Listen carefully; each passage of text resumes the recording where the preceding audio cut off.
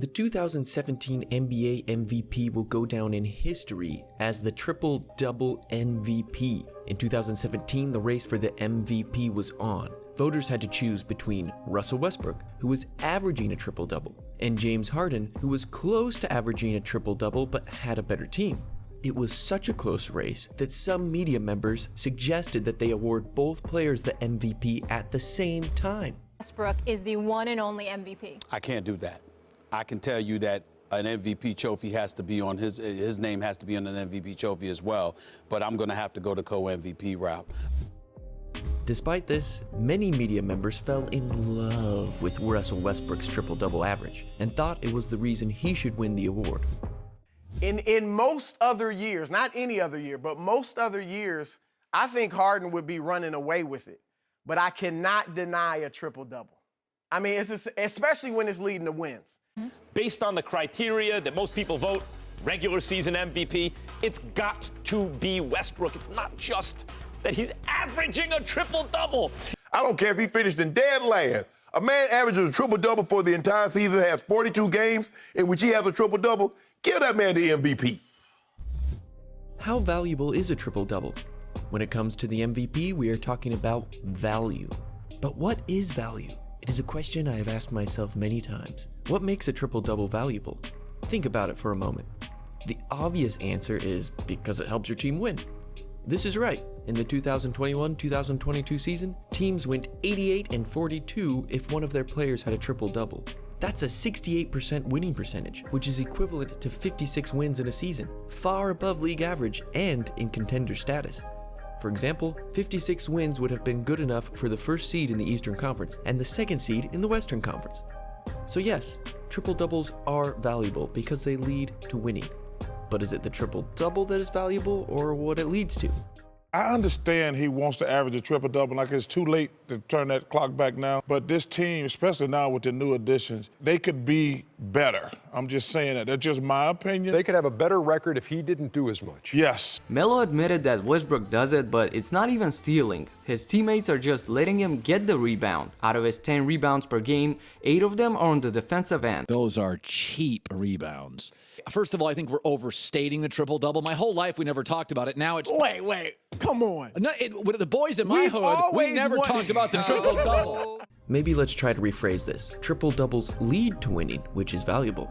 This is getting a little too philosophical, so let's just ask ourselves this question. Did Russell Westbrook deserve to win the regular season MVP over James Harden? This is NBA Informatics, the fusion of technology and NBA basketball. If you're like me, the first thing to look at to evaluate an MVP is their performance in the playoffs. In the case of Westbrook versus Harden, these two players played each other in the first round. The playoffs can act as a form of validation. If a player really was the MVP of the regular season, then it's not unreasonable to think that they should perform well in the playoffs. In this case, the world got to see a head-to-head matchup between the two MVP candidates. This playoff series was a way to tell the voters if they picked correctly between the two. In the series, Westbrook went beast mode, averaging 37.4 points per game, 11.6 rebounds, 10.8 assists with 2 steals, 0.4 blocks, and 6 turnovers. James Harden didn't have a bad series either. He averaged 33.2 points per game with 6.4 total rebounds, 7 assists, 1.6 steals, close to 1 block, and 5.6 turnovers per game. Although James Harden had incredible numbers in this series, you gotta give this one to Russell Westbrook. Not only did he have better numbers across the board, but he also averaged a triple-double again. And this time, it was in the playoffs where winning is prioritized every night, so you can't just blame it on him trying to search for stats, because in the playoffs, stats are a lot less important than actually winning. Those are cheap rebounds. Speaking of winning, that's where the argument for James Harden comes in. His Houston Rockets simply destroyed the Oklahoma City Thunder in this series, winning the series in only 5 games. While the rest of the games were much closer, Game 1 ended with the Rockets handing the Thunder a 31-point defeat. What about the regular season? We've already established that Russell Westbrook averaged a triple-double, the first person to do so since Oscar Robertson. He averaged 31.6 points per game, 10.7 rebounds, 10.4 assists, 1.6 steals, and 5 turnovers. His team, the Oklahoma City Thunder, went 47-35, ranking them 10th in the league with an offensive rating of 108.3 and a defensive rating of 107.5. This was a mediocre season for the Thunder at best. James Harden was close to averaging a triple-double, but failed to get enough rebounds. He averaged 29 points per game, with 8 rebounds, 11.2 assists to lead the league, 1.5 steals, and nearly 6 turnovers per game. The Houston Rockets that season were a contender. They won 55 games, ranking them 3rd in the entire NBA, with an outstanding offensive rating of 114.7 and a defensive rating of 109. I think you understand the dilemma of the 2017 MVP award. It's the ultimate choice between team success and individual numbers. If you're familiar with this channel, we use technology and data to extract and understand information about the NBA. To shed some light on how to solve our dilemma, I invoke the help of artificial intelligence. I created thousands of machine learning models to analyze the voting behavior of the media. The AI did not think this was a dilemma at all. It said James Harden should have won the 2017 MVP over Russell Westbrook. But why?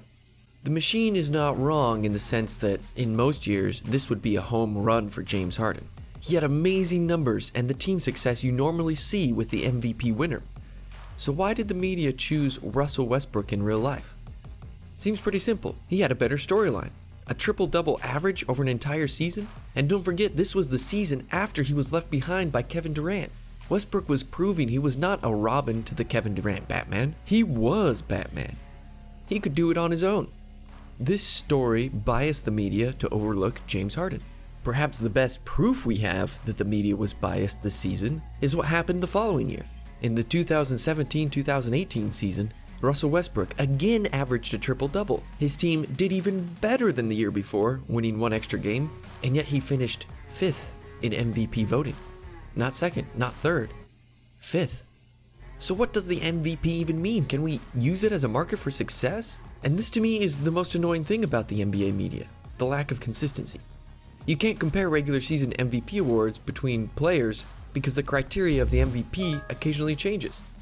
And 2017 is a perfect example of that. The media stepped out of their normal criteria to favor the storyline of Russell Westbrook. There's a reason that the NBA's best players don't care about this MVP award anymore. Regular season MVP has never motivated me. I've never gone into the season saying, okay, league MVP is what I want to be. I'm going into the season saying, okay, I want to be the MVP of this team. I want to be the best player in the world. To this day, even though I'm not a James Harden fan, I think James Harden deserved the 2017 MVP over Westbrook. If your team has no shot at the NBA Finals, then what value are you even bringing? Well, what do you think? I know. Some of you are probably completely disagreeing with me. You think I'm crazy. That's okay. Tell me in the comments why I'm wrong and why Westbrook correctly won the MVP. I have to say, I think the artificial intelligence is correct on this one. Harden's team success should have given him the edge. After all, historically, that is how the media chooses their NBA MVPs, a combination of team and individual success. Until next time, thanks for watching.